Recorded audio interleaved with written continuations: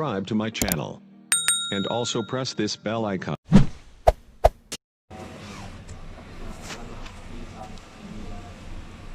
Hello mga ka-autons, ayan po. Good morning sa inyong lahat mga ka-autons. Ayan po, mayroon po akong isang gagawin mga ka-autons. Ito po ay isang shock absorber. Ito po ay mayroon na siyang pre-play. Yun po, pakita ko si mga ka-autons.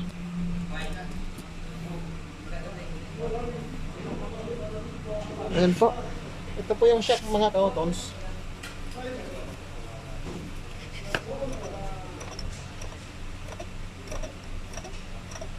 Ayan po,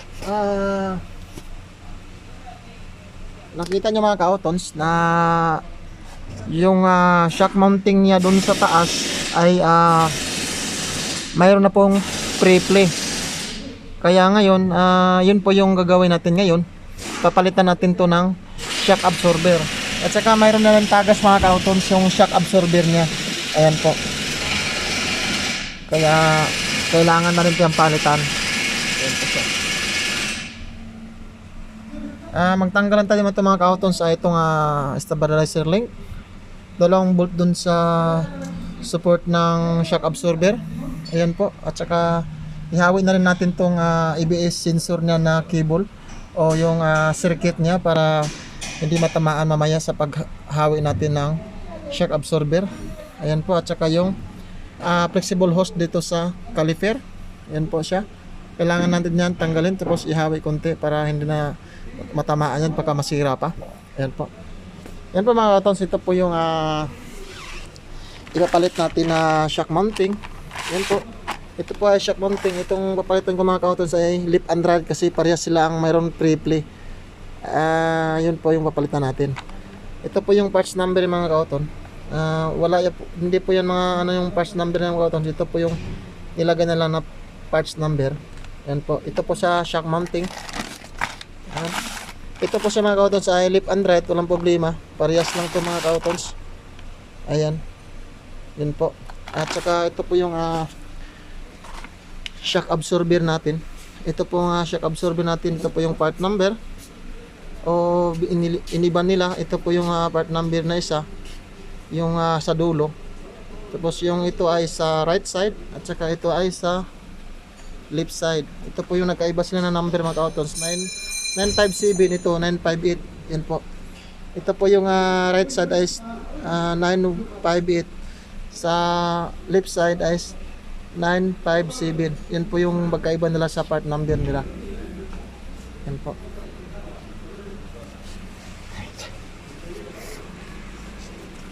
Ito po mga ka-autons, dito po tayo sa kabila. Ayan po. Ganun pa rin mga ka-autons. Mayroon siyang pre-play. Kaya papalitan na rin to natin ng buong shock absorber.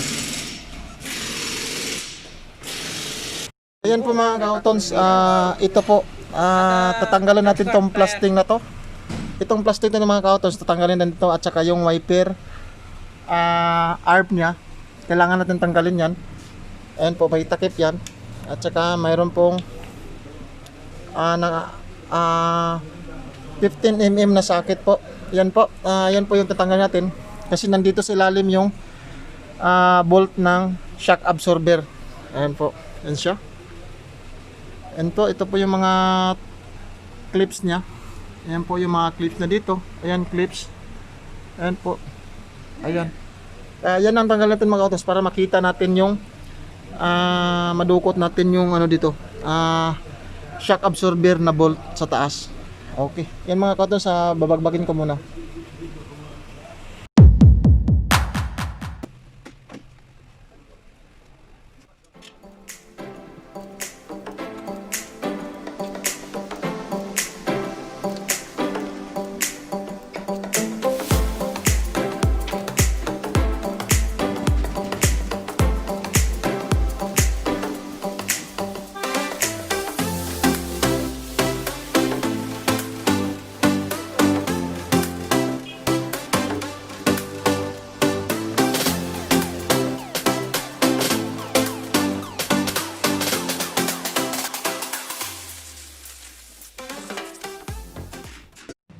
Ayan po mga kautos, nandito po yung bolt ng ano, nut po yun ng shock. Ayan po. Ayan po yun sa left side. Ito po yung sa right side. Ayan po. Ayan po yung nut niya. Kaya nilagyan ko ng penetrating o WD-40 para kalambot siya. Ayan po. Tatanggalin ko ng mga kautons. Kautons, ayan po. Niluwagan ko lang konti yung nut niya. Pinalabas ko lang konti kasi kaya na nakalabas yung shaft na yan. Ngayon, pinalabas ko lang. Kasi once kasi magtanggal tayo sa ilalim mga kautons, tapos hinuli natin to palabasin, ang mangyari dyan, iikot lang tong shaft na to dun sa shock absorber. Kaya ang ginawa ko, pinaluwagan ko muna, pinaakyat ko muna yung nut para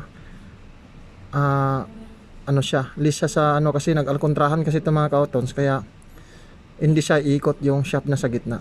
Ayan po. Kaya ngayon magtanggal muna ako dun sa ilalim. Okay.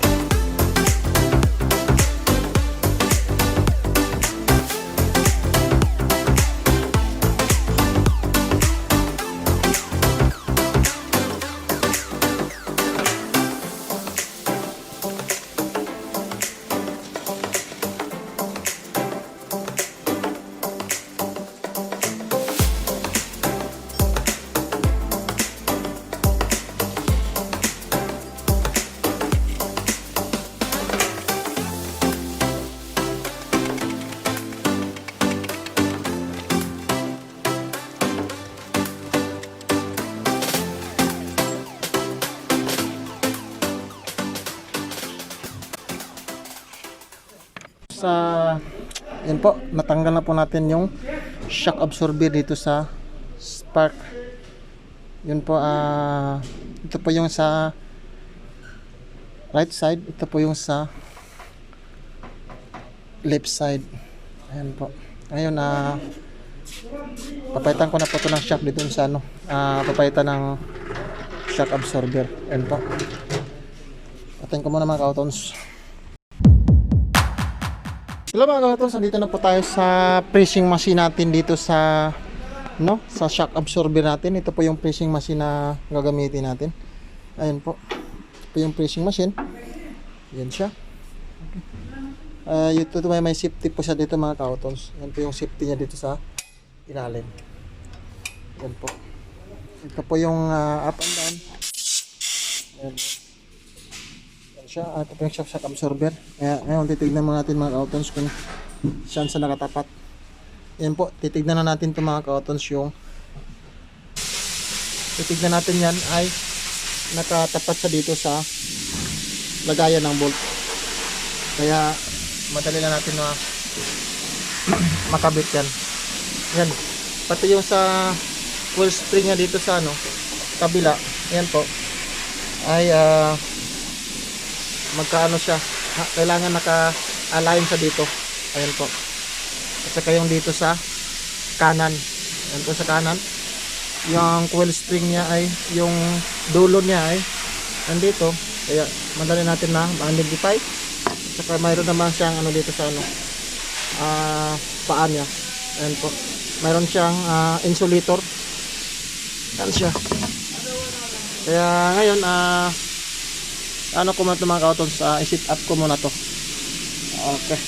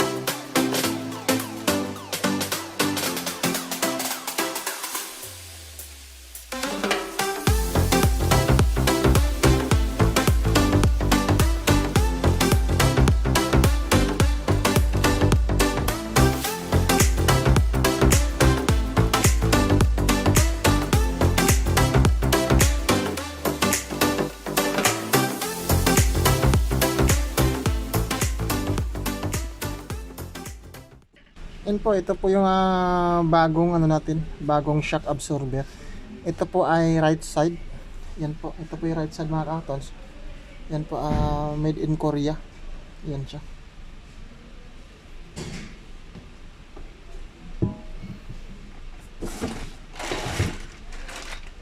Ito mga ka-outons, yung pong shock mounting ay pwede ito magkabaliktad o left and right.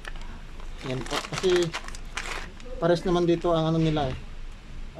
Pero pagbabase tayo dito, ito po ay 6 to 8, 6 to 7. Ito po ay pwede natin nilagay ito sa ano. Ito pong ano to 7. Ito po yung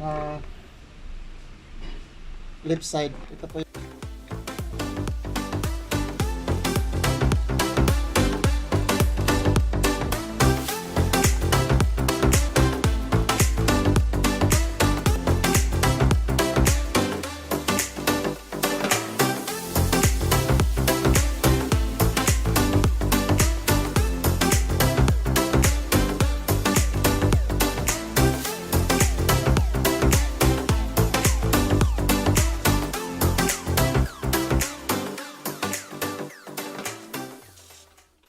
Hello mga ka-outons, ayan po, nakabit na natin yung isa. Nasa tama na po yun sa linya yung isa. Ayan po, yung ito po sa right side. Yan po. Ngayon mga ka-outons, nakita natin dito na nasa linya na siya. Ngayon mga ka-outons, ituturo ko sa inyo kung ano, ipakita ko sa inyo kung bakit mayroon siyang pre-play dito at kailangan natin palitan ng shock mounting. Ayan po. Ito po ngayon mga ka-outons, ito po yung kaibahan niya. Tignan natin yung clearance dito mga ka-outons. Tignan mo yung clearance ito. Nasa ano siya? Nasa lagay natin na nasa kalahati ng ano, half inches siya. Yan po. Tapos tignan natin dito mga ka-outons. Wala na po siyang clearance yan po. Wala na siyang clearance ito. Kaya ang problema ay mayroon siyang pre-play. Kaya mayroon siyang kung once na dadaan siya na sa hams, yun po ay tutunog siya. Ito po yung problema. At saka ipakita natin mga ka-outons, ito po ay lumabas na po tong labi na to. Yan po, yung labi na to mga ka-outons, lumabas na po yung, ito po yung luma. Yan po, lumabas na po yung luma niya. Yan po, lumabas yung labi. At saka yung bago mga ka-outons, yan po, nasa lalim yung labi nito. Yan po. Sa atin pa ito ay pumupunta sa ilalim. Ayan po mga ka-outons, tignan natin ng maigay yung posisyon niya. Ito po yung luma. Ayan po, lumabas yung labi niya.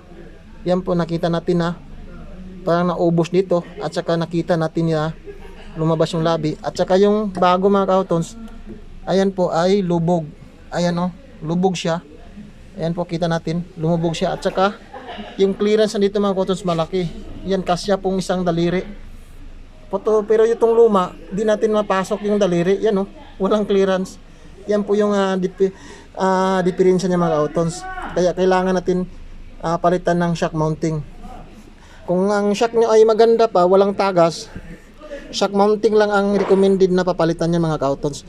Pero ito sa akin mga ka-outons na pinalitan ngayon ay may tagas yung ano niya, shock absorber. May tagas yung shock absorber, kaya pinalitan ko ng shock absorber. At saka pinalitan ko na rin ng shock mounting. Ayan po. Kaya kita natin mga ka-outons, magkaiba sila ng yung clearance oh. Kaya mayroon na siyang pre-play na malaki. Maingay na siya once na nasa mga hams, mga lubak.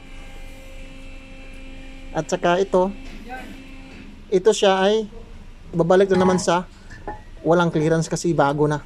Yan po mga ka-outons. Okay, yun po, papalitan ko muna itong isa. Yun po, nakita natin ng diferensya mga ka-outons, di ba? Ang layo ng diferensya niya. Yan po yung sirain ng mga spark, Chevrolet Spark. Yun po yung shock absorber. Yung shock mounting ay lulubog. Ayan po, lalapad siya dito. Okay, mga ka-outons, ikabit ko muna itong isa para matapos na to.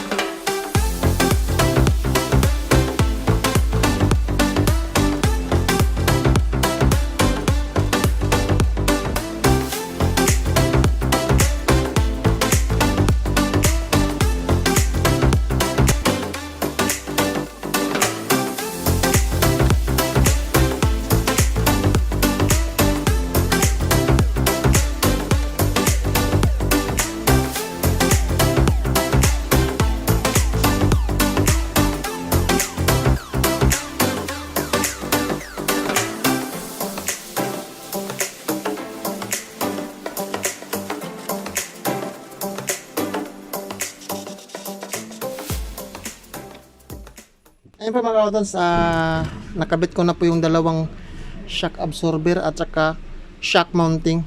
Ayan po, mayroon na silang dalawang clearance po. Ayan. Ito po yung luma mga kautons. Oh. Ayan po yung luma. Kautons, ikabit ko muna doon ng itong shock na doon sa sa sasakyan para matapos na. Okay mga kautons, babay muna. Ano ba mga kautons, nakasampan na po yung shock absorber natin. Ayan po, pati yun sa kabila. Yun, ito ay nilagay ko lang. Ayan po, anong posisyon, tapos hindi ko pa nalagyan. Ayan. Ayan, pinalitan ko na rin ng stabilizer link kasi sira na yung stabilizer link niya. Yun. Ayan, kasama siya sa pipe ko. Okay. Ngayon, ikakabit ko muna ito dito mga kautons. Oh.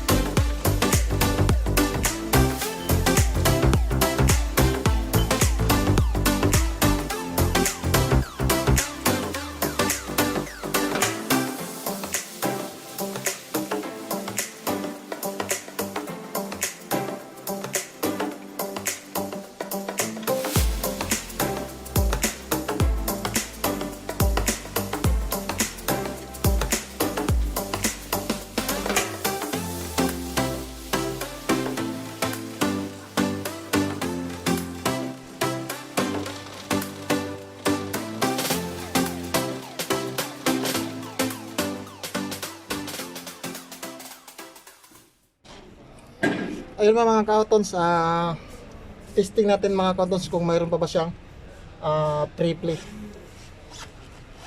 Ayun po, wala na po mga kautons. Yan siya, wala na siyang triple mga kautons.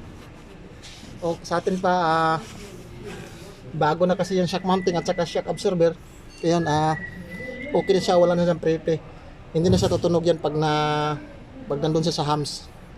Okay, yun naman sa kabila mga kautos, ikabit ko man sa kabila.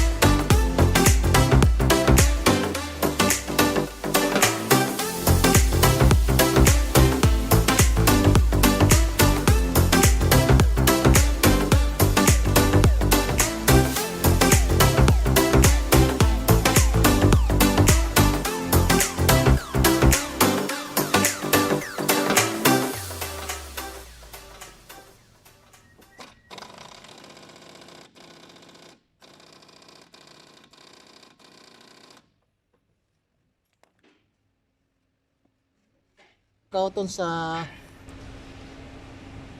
i-testing natin ito mga kautons kung mayroon pa bang triple. Ayan po, wala na po siyang triple mga kautons. Ayan po, okay na po yun siya. Ayan po mga kautons, natapos na po natin nakabit yung shock absorber at saka yung pagkabit natin ng shock mounting, yung pong mayroong pre-play na doon sa shock mounting.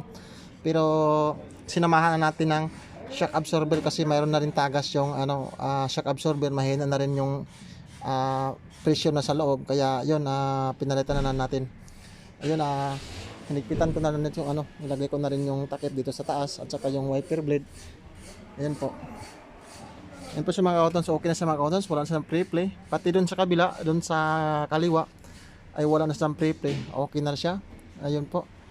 Yan mga kautons, kung magka-encounter kayo na ganitong problema mga kautons, yung magkaroon siya ng pre-play dito sa itaas, dito po sa shock mounting, maramdaman nyo na tumutunog yung sasakyan nyo while passing the humps. Yun po, yun pong problema mga kautons ay isa rin yung shock absorber at saka shock mounting. Yan po, kailangan natin na-check sa mga mekaniko. Once na makita na mayroong clearance, may pre-play na sa dun sa taas, yun po, papalitan na natin ng shock mounting. Yun po, yung rubber na may bearing, yun po ang papalitan. Kasi yun po ang problema nito mga kautons. Yun po ang parang lumulubog o nauubos. Yun po yung siyang main cause niya na magkaroon siya ng pre-play o clearance. Ayan po mga kautons. Okay na siya mga kautons, kahit hindi natin i-reduce yan, okay na rin yan. Ayan po, magpaalam ako mga kautons, hanggang dito na lang. At sana mayroon kayong kunting natutuhan dito sa video yung ginawa kong araw na to. Ayan po mga kautons, hanggang dito na lang, magpaalam ako. Ingat kayo dyan mga kautons, at God bless you all. Thank you.